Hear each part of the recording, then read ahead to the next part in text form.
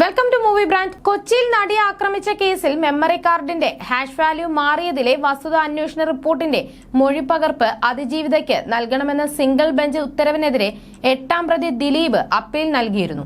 ഇത് division bench വിധി പറയാൻ മാറ്റിയെന്നുള്ള വിവരമാണ് ഇപ്പോൾ പുറത്തെത്തുന്നത്.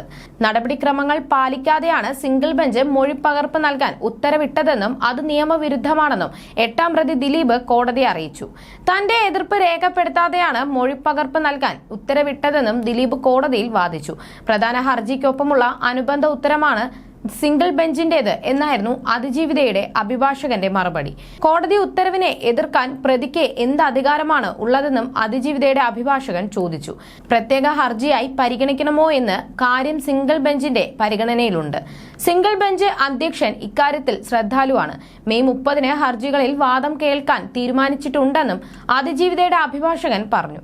വസ്തുത അന്വേഷണ റിപ്പോർട്ടിന് ആധാരമായ മൊഴിപ്പകർപ്പ് അതിജീവിതയ്ക്ക് നൽകുന്നത് നിയമവിരുദ്ധമെന്നാണ് 8ാം പ്രതി ദിലീപിന്റെ വാദം.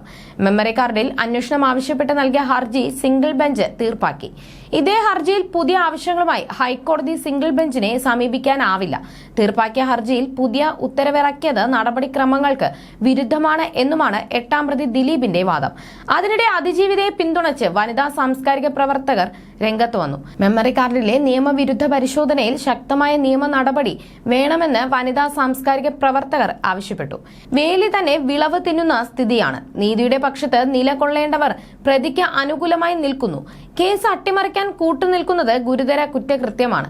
കോടതികൾ നീതിയുടെ പക്ഷത്താണെന്ന് ഉറപ്പിക്കാൻ കേസ് രജിസ്റ്റർ ചെയ്ത അന്വേഷണം നടത്തണമെന്നും വനിതാ സാംസ്കാരിക പ്രവർത്തകർ ആവശ്യപ്പെട്ടു. വസ്തുത അന്വേഷണ റിപ്പോർട്ട് രഹസ്യരേഖയല്ലെന്നായിരുന്നു നേരത്തെ സിംഗിൾ ബെഞ്ചിന്റെ പരാമർശം. അന്വേഷണ റിപ്പോർട്ട് പോലെ തന്നെ റിപ്പോർട്ടിന് ആധാരമായ മൊഴികളും ലഭിക്കേണ്ടതും നിയമപരമായ അവകാശമാണെന്നാണ് അതിജീവിതയുടെ നിലപാട്. മെമ്മറി കാർഡ് കോടതിയുടെ കസ്റ്റഡിയിലിരിക്കെ പരിശോധിച്ചതിനെ എതിർക്കാൻ 8ാം പ്രതി ദിലീപിന് അവകാശമില്ല. മെമ്മറി കാർഡ് പരിശോധിച്ച സംഭവത്തിലെ നടപടിക്രമങ്ങളിൽ 8ാം പ്രതി കക്ഷിയല്ല. ഈ സാഹചര്യത്തിൽ അന്വേഷണ റിപ്പോർട്ടോ മൊഴിപ്പകർപ്പോ ലഭിക്കുന്നതിനെ ദിലീപിന് എതിർക്കാനാവില്ലെന്നുമാണ് അതിജീവിതയുടെ വാദം. അപ്പീൽ വഴി ദിലീപിന്റെ താൽപര്യം എന്തെന്ന് വ്യക്തമാക്കണമെന്നും അതിജീവിത ആവശ്യപ്പെടും. അപ്പീലിൽ എതിർപ്പറിയിക്കാൻ അതിജീവിതയ്ക്ക് വേണ്ടി സുപ്രീം കോടതിയിലെ മുതിർന്ന അഭിഭാഷകൻ ഗൗരവ് അഗർവാൾ ഹാജരാകും. ജസ്റ്റിസുമാരായ എൻ നഗരേഷ്, PM മനോജ് എന്നിവർ ഉൾപ്പെട്ട അവധിക്കാല ഡിവിഷൻ ബെഞ്ചാണ് ഹർജി പരിഗണിക്കുന്നത്. ഹൈക്കോടതി ജഡ്ജിനെതിരെ ഗുരുതര ആരോപണമാണ് ഉയർന്നു വന്നിരുന്നത്. ഹൈക്കോടതി ജസ്റ്റിസ് കൗസർ എടപ്പകത്തിനെതിരെയാണ് ആരോപണം ഉയർന്നിരിക്കുന്നത്. പീഡന ദൃശ്യങ്ങൾ അടങ്ങിയ മെമ്മറി കാർഡ് ജസ്റ്റിസ് പേഴ്സണൽ കസ്റ്റഡിയിൽ വെച്ചെന്നാണ് റിപ്പോർട്ടിലുള്ളത്. മെമ്മറി കാർഡ് അന്വേഷണ റിപ്പോർട്ടിലെ കൂടുതൽ വിവരങ്ങൾ പുറത്തു വന്നിട്ടുണ്ട്. കോടതി ജീവനക്കാരുടെ മൊഴിയിൽ ജസ്റ്റിസിനെതിരെ ഗുരുതര പരാമർശമുണ്ടെന്ന് റിപ്പോർട്ടിൽ പറയുന്നു. 2018 ഡിസംബർ 13-ന് മെമ്മറി കാർഡ് പരിശോധിച്ചത് ജില്ലാ പ്രിൻസിപ്പൽ സെഷൻസ് കോടതി ബെഞ്ച് ക്ലർക്കാണ്. Bench clerk Mahesh Mohan memory card പരിശോധിച്ചത് നിയമവിരുദ്ധമായാണ്. രാത്രി 10:58-നാണ് മഹേഷ് മോഹൻ മെമ്മറി കാർഡ് പരിശോധിച്ചതെന്നും റിപ്പോർട്ടിലുണ്ട്.